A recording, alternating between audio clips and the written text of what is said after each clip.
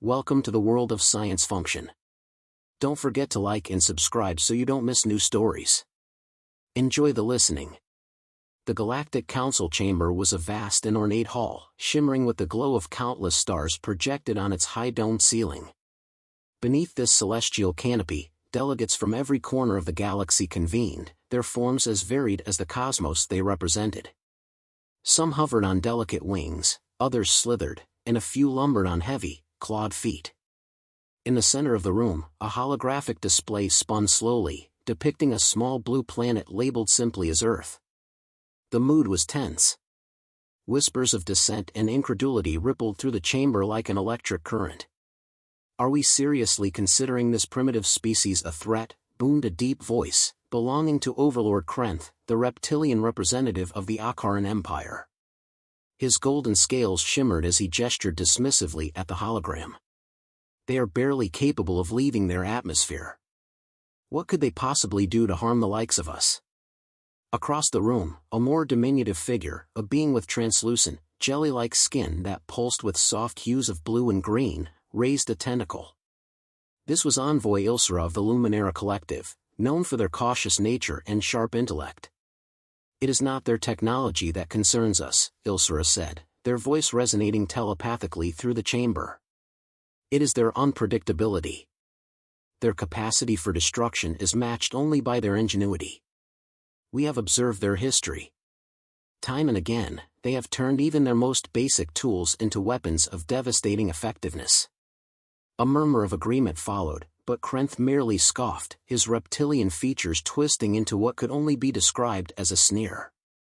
"You overestimate them. I refuse to believe that such a disorganized, self-destructive species poses any real threat to the galaxy." In a shadowy corner of the chamber, a figure in a dark cloak remained silent, observing the exchange with keen interest. They were the human envoy, the only representative of Earth allowed to attend these proceedings. Despite the insults and skepticism directed at their kind, they remained composed, their expression unreadable. The debate raged on, but ultimately, the Council issued a warning to the galaxy: avoid direct interference with humanity. They are to be observed from a distance. Do not provoke them. The proclamation was met with mixed reactions. Some saw it as wisdom, others as cowardice. Krenth, however, saw it as an opportunity. Months passed, and the warning faded into the background noise of galactic politics. Krenth, emboldened by his own arrogance, decided to take matters into his own claws. The Akaran Empire, after all, had built its reputation on conquest. If humans were as weak as he believed, subjugating them would be an easy victory and a chance to cement his legacy. On the outskirts of the solar system, a sleek Akaran battlecruiser materialized from hyperspace, its golden hull reflecting the light of distant stars.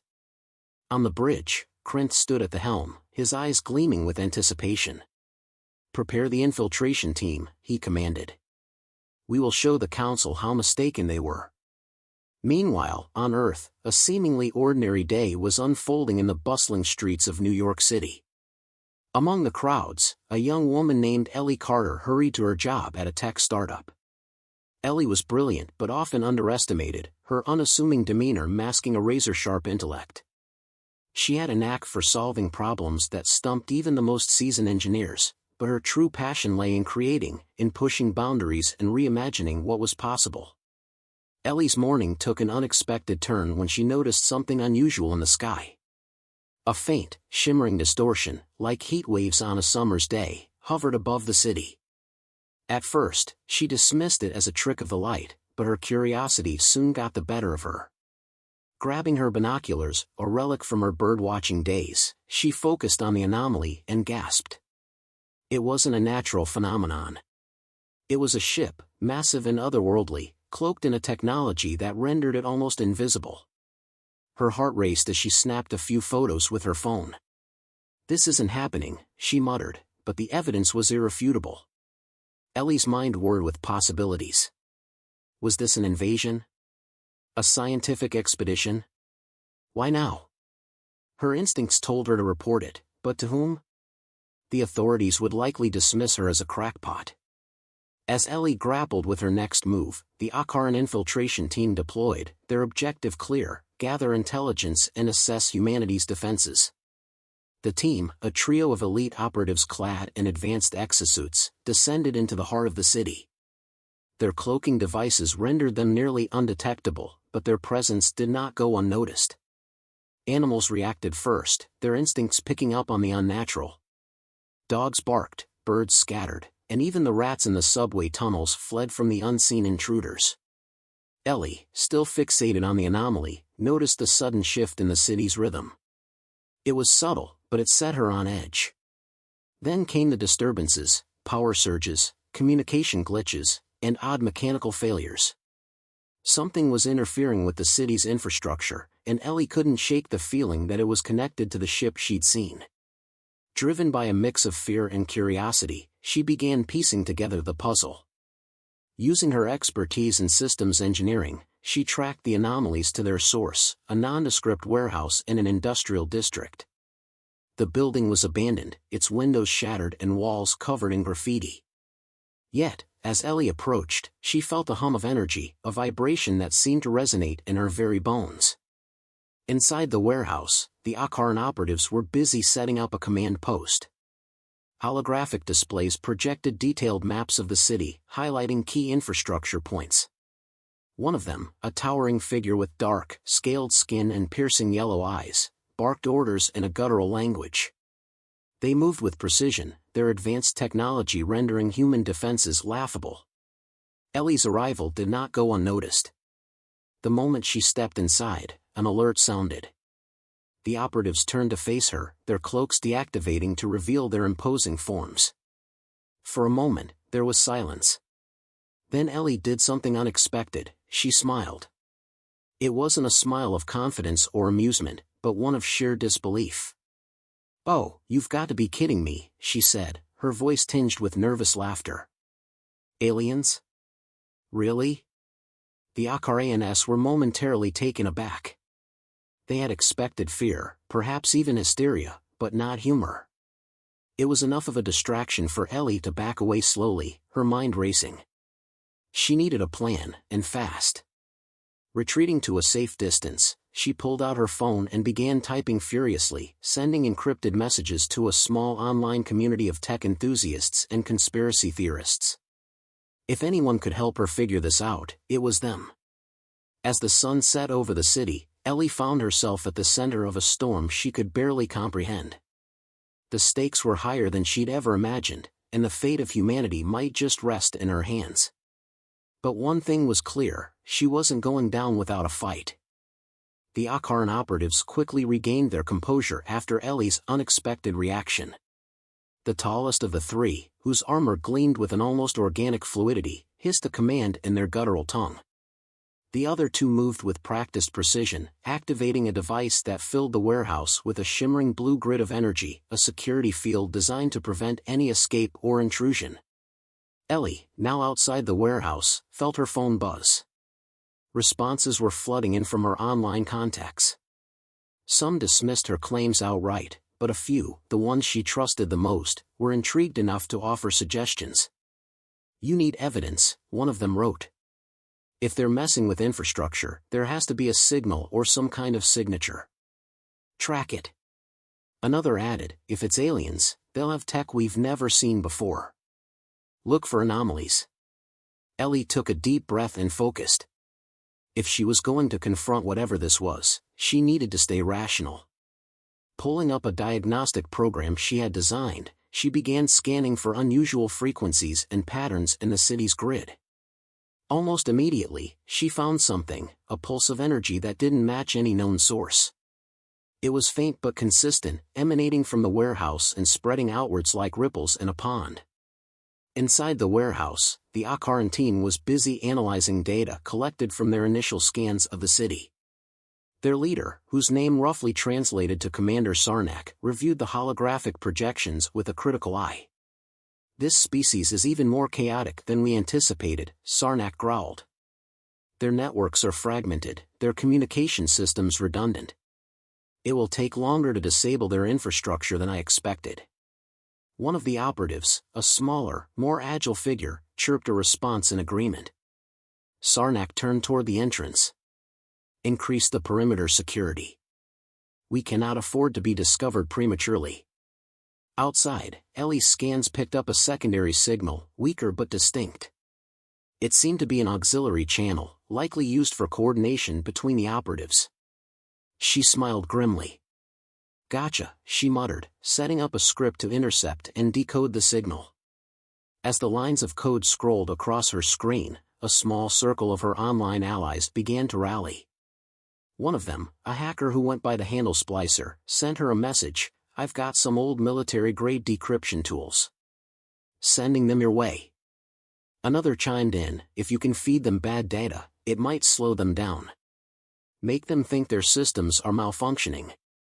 Meanwhile, back at the Akaran battlecruiser hovering just outside Earth's atmosphere, Krinth monitored the operation with growing impatience. Reports from Sarnak were thorough but slow. "These humans are more resilient than we anticipated," Sarnak reported. "Their systems are crude but widespread. Disabling them completely will require more time." Krinth's eyes narrowed. "Time is not a luxury we have," he snapped. "The Council's eyes are everywhere. If they discover our actions here, it will mean war. Accelerate your efforts." Ellie was unaware of the battlecruiser or the larger stakes at play, but her immediate goal was clear: disrupt whatever the aliens were planning. Her heart pounded as she watched her decryption tool make progress. Suddenly, a line of text appeared on her screen. It was a fragment of a command, something about energy relay nodes. Her eyes widened.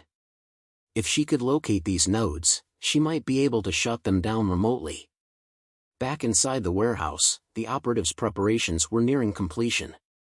Holographic screens displayed live feeds from hidden surveillance drones scattered across the city. Sarnak studied the data with satisfaction. "We'll begin Phase 2 shortly," he declared. Just then, the energy grid shimmered, flickering for a brief moment. One of the operatives chirped an alert. Sarnak's head snapped around. What was that? Outside, Ellie grinned. "That's right. Notice me," she whispered, fingers flying across her keyboard. Using the tool Splicer had provided, she injected a burst of interference into the alien systems. It wasn't much, but it was enough to make them think twice about their security. Her goal wasn't just to disrupt them but to gather more data, to understand their technology and, hopefully, find a weakness. The interference was enough to buy her some time, but Ellie knew she couldn't do this alone. She sent a message to her growing network of online allies: "I need boots on the ground. If anyone in NYC is willing to help, meet me at the following coordinates. Bring anything that can disrupt signals, jammers, EMP devices, whatever you've got." At first, she wasn't sure if anyone would respond. But as the minutes ticked by, she began receiving confirmations. A former radio technician. A hobbyist drone builder. Even a retired engineer who claimed to have worked on classified government projects. They were a motley crew, but Ellie was determined to make it work. Inside the warehouse, the Akarans worked feverishly to restore their systems. Sarnak paced back and forth, his frustration mounting. "This shouldn't be possible," he muttered. "Their technology is centuries behind ours. How are they interfering?" One of the operatives chirped a theory, but Sarnak waved it off. "It doesn't matter. Double the perimeter security and prepare for contingencies." As night fell, Ellie and her makeshift team gathered in a nearby parking lot. She quickly briefed them on what she discovered. "We're up against something way out of our league," she admitted. "But they're not invincible. If we can disrupt their energy nodes, we might be able to shut them down long enough to figure out what they're doing." The team set to work, deploying homemade jammers and hacking into nearby power grids to amplify their efforts. It was a patchwork solution, held together by ingenuity and desperation.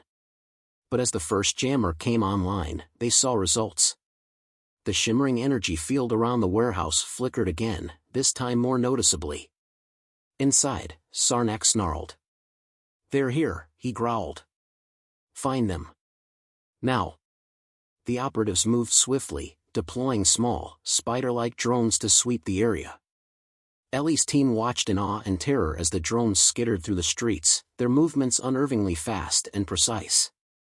"Stick to the plan," Ellie urged, her voice steady despite the fear gnawing at her. "If we can take out even one node, it'll cripple their operation." The first confrontation came moments later. One of the drones detected a jammer and moved to disable it. Ellie's drone-building ally, a wiry man named Luis, stepped forward. "I've got this," he said, piloting his own custom-built drone into action. The two machines clashed in midair, a battle of wits and reflexes as Luis maneuvered to outsmart the alien tech. Finally, with a well-timed strike, his drone rammed the alien one, sending it crashing to the ground. The small victory bolstered the team's morale, but they knew the real challenge was yet to come. As the night deepened, the battle for Earth's future was just beginning. The tension in the air was palpable as Ellie and her team braced for the next wave of alien countermeasures. The drones were just the beginning, everyone knew it. From their makeshift base in the parking lot, Ellie stared at her laptop, which now displayed a web of signals crisscrossing the city, evidence of the aliens' intricate network. Her fingers hovered over the keyboard as she issued new commands, her mind racing to anticipate the next move. "We've got incoming," Luis shouted, his voice breaking through the low hum of equipment and hurried whispers. Through binoculars, Ellie saw a group of Akaran operatives emerging from the warehouse, their tall, imposing forms illuminated by the faint glow of their advanced weaponry. The aliens moved with military precision, their eyes scanning the area for threats. Behind them, larger, more menacing drones emerged, hovering ominously above the streets. Ellie's pulse quickened. "Luis, get your drone ready. Everyone else, stick to the plan. If we're going to hold them off, we need to hit them where it hurts." The first encounter was chaotic. Luis piloted his drone into the path of one of the larger alien machines, zigzagging to avoid its precision-guided lasers. "Come on, you overgrown tin can," he muttered, guiding his drone in a daring loop around the enemy. With a burst of speed, his drone deployed an EMP charge, sending the alien drone spiraling to the ground in a shower of sparks. But the victory was short-lived. Another alien machine quickly took its place, firing relentlessly at the team's position. "Fall back!" Ellie shouted, her voice cutting through the chaos. The group retreated to a more defensible position behind an abandoned truck. From there, they launched their next attack, a coordinated strike on one of the energy nodes Ellie had identified. Using a cobbled-together EMP device, the retired engineer, a grizzled man named Hank, managed to overload the node's systems. The resulting explosion sent a shockwave through the air, briefly disrupting the alien's energy field. Inside the warehouse, Sarnak's frustration boiled over. "Enough of this!" he roared, slamming a clawed fist onto a control panel. "Deploy the Sentinels." The Sentinels were unlike anything Ellie and her team had faced so far. Towering, humanoid machines with sleek, obsidian armor, they moved with a terrifying blend of grace and power. Their footsteps echoed through the streets as they advanced, their eyes glowing with an eerie blue light. Ellie watched them approach, her mind racing for a solution. "Those things are going to tear us apart," she muttered. "Not if we tear them apart first," Hank replied, hefting a homemade rocket launcher onto his shoulder. The retired engineer took aim and fired, the projectile streaking through the air toward the nearest Sentinel. The explosion was deafening, but when the smoke cleared, the machine was still standing, its armor scorched but intact. "They've got shields," Luis said, his voice tinged with panic. "We're going to need something stronger." Ellie's mind raced as she pieced together a plan. "Luis, can your drone deliver a payload?" she asked. "Depends on the payload," he replied. "We're going to overload their shields," Ellie said, her voice steady despite the chaos around her.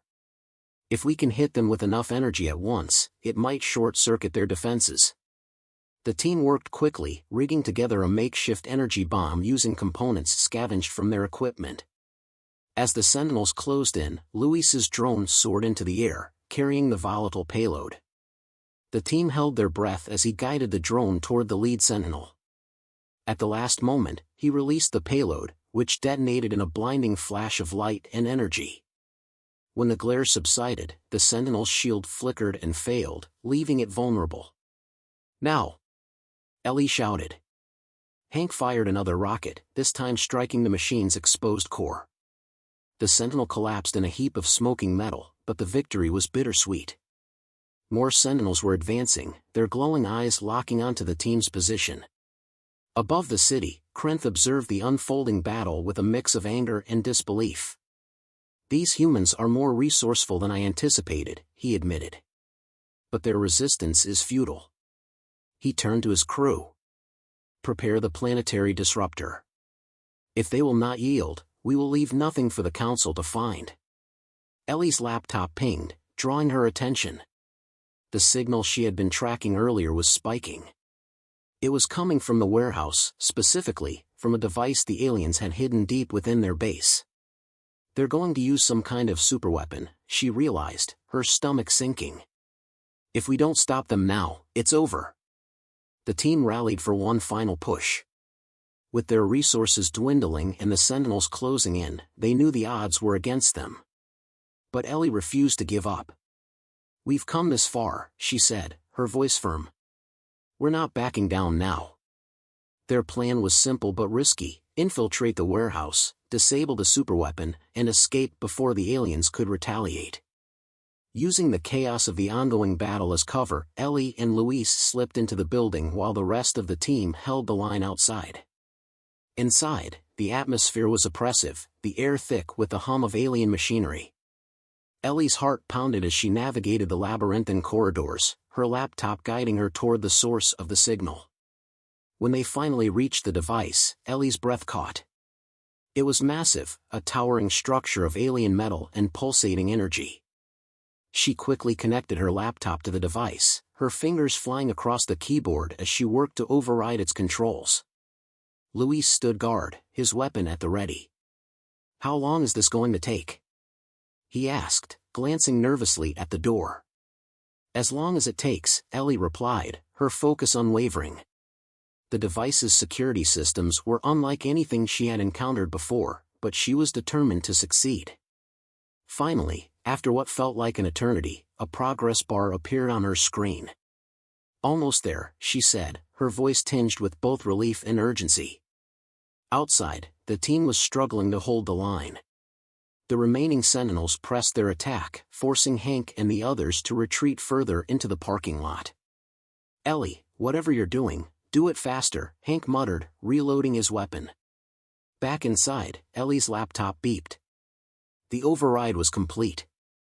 She hit the final command, and the device began to power down, its energy field collapsing in on itself. But the victory came at a cost. The building shook violently as the device's destabilization triggered a chain reaction. "We need to get out of here," Luis shouted, grabbing Ellie's arm. The two of them ran through the corridors as explosions erupted around them. Outside, the team watched in awe as the warehouse began to collapse, a plume of smoke and fire rising into the night sky. The Sentinels froze momentarily, their connection to the alien network severed. Seizing the opportunity, Hank fired one last rocket, taking out another machine. Ellie and Luis burst out of the building just as the structure gave way, collapsing into a smoldering heap. The remaining Sentinels powered down, their glowing eyes dimming as they fell to the ground. For a moment, there was silence. Then, a cheer went up from the team. Against all odds, they had won. But above the earth, Krenth seethed with rage. "This isn't over," he vowed, his claws digging into the armrest of his command chair. "They may have won this battle, but the war is far from finished." The smoke had barely cleared when Ellie and her team regrouped in the shadow of the collapsed warehouse. Their faces were streaked with soot and exhaustion, but their expressions carried a flicker of triumph. For a moment, no one spoke, the enormity of what they had accomplished sinking in. The Sentinels lay in lifeless heaps around them, and the alien signal that had once pulsated through the city was gone. Luis broke the silence, a weary smile on his face. "So, does this mean we're officially alien butt-kickers now?" Ellie let out a breathless laugh, her hands still trembling from the adrenaline. "Don't get too comfortable. I have a feeling this isn't the last we've seen of them. Hank, leaning heavily on his makeshift rocket launcher, nodded in agreement. They'll be back. And next time, they'll come even harder. From the ruins of the warehouse, a faint glow began to emerge. Ellie's eyes widened as she realized it was the remains of the alien superweapon. Though it had been deactivated, fragments of its energy core were still active, pulsing with a soft, rhythmic light. We can't leave that here, Ellie said, her voice firm. If they return, they'll try to reactivate it. And if anyone else stumbles across it, she didn't need to finish the sentence. The consequences were obvious. So what do we do with it? Louise asked. Ellie's mind raced. They needed to secure the fragments, but doing so would require resources and expertise they didn't have. Then an idea struck her. We're going to send it somewhere they can't reach it. Somewhere even we can't reach it. Hank raised an eyebrow. And how exactly do you plan to do that, kid? Ellie gestured toward the van, where their cobbled-together equipment was still humming faintly. We have enough tech here to rig up a one-way launch. We'll send the fragments into space. Without their network to track it, they'll never find it. The team got to work, their exhaustion forgotten in the face of this final task. Louise scavenged components from the wreckage, while Hank calibrated the launch system. Ellie oversaw the operation, her laptop once again at the center of their efforts. As they worked, the city around them began to stir. People were emerging from their homes, drawn by the sounds of battle and the sight of the towering sentinels now lying dormant. Think they'll believe us if we tell them what happened? Louise asked, glancing at a small crowd gathering at the edge of the street. Does it matter? Ellie replied, her focus on the energy core. We didn't do this for recognition. We did it because we had to. Finally, the launch system was ready. The fragments of the energy core were secured inside a makeshift capsule, its surface covered in hastily applied insulation and shielding. Ellie took a step back, surveying their work. This is it, she said. Once we launch, there's no turning back. Hank placed a reassuring hand on her shoulder. You've done good, kid. Now let's finish this. With a deep breath, Ellie initiated the launch sequence. The capsule began to hum, its improvised engines powering up. The team watched as it lifted off, a plume of smoke and light trailing behind it. It climbed higher and higher, until it was just a distant speck in the sky. Then, it was gone. For a moment, there was silence. Then Luis let out a whoop, throwing his arms in the air. We did it, he shouted, his voice echoing through the streets. Ellie allowed herself a small smile, but her mind was already racing ahead. The alien threat had been neutralized for now, but Krentha's parting words lingered in her mind. This wasn't over. The Akaran would return, and when they did, humanity would need to be ready. Above the earth, Krentha paced the bridge of his ship, his anger barely contained. The humans had not only destroyed his forces but had also managed to neutralize the superweapon he had so carefully concealed. They've proven more resourceful than anticipated, he admitted, his claws tapping rhythmically against the control panel. But resourcefulness can only take them so far. He turned to his second-in-command, a stern-faced Akaran named Varric. Begin preparations for Phase 2, Krentha ordered. We will not make the same mistakes again. Next time, we will crush them. Back on Earth, Ellie and her team began to disband. The battle was over, but their lives had been irrevocably changed. As they packed up their equipment, Ellie glanced at the horizon, where the first rays of dawn were beginning to break. What now? Luis asked, his voice quiet. Ellie didn't answer right away. Instead, she stared at the sky, where the capsule had disappeared moments earlier. Finally, she said, now, we prepare. They'll be back, and when they come, we'll be ready. As the sun rose, casting its warm light over the city, Ellie felt a renewed sense of purpose. They had faced the impossible and survived. And though the fight was far from over, she knew they had what it took to stand their ground. Humanity was no longer just a target. They were a force to be reckoned with, and the galaxy would soon learn that lesson. The team parted ways, each of them carrying the weight of what they had experienced. But as they left, there was an unspoken understanding between them: this wasn't the end. It was only the beginning. In the depths of space, the Akaran fleet began to mobilize, their ships aligning for the next phase of their plan. Krenth stood on the bridge, his gaze fixed on the distant blue orb of Earth. "Enjoy your victory," he muttered. "It will be your last." And on Earth, Ellie prepared for what was to come, her determination unwavering. The battle had been won, but the war was far from over. And in the end, humanity's greatest weapon wasn't their technology or their strength, it was their resilience, their ability to adapt and endure. And as Ellie knew all too well, that was a force no alien empire could ever hope to conquer.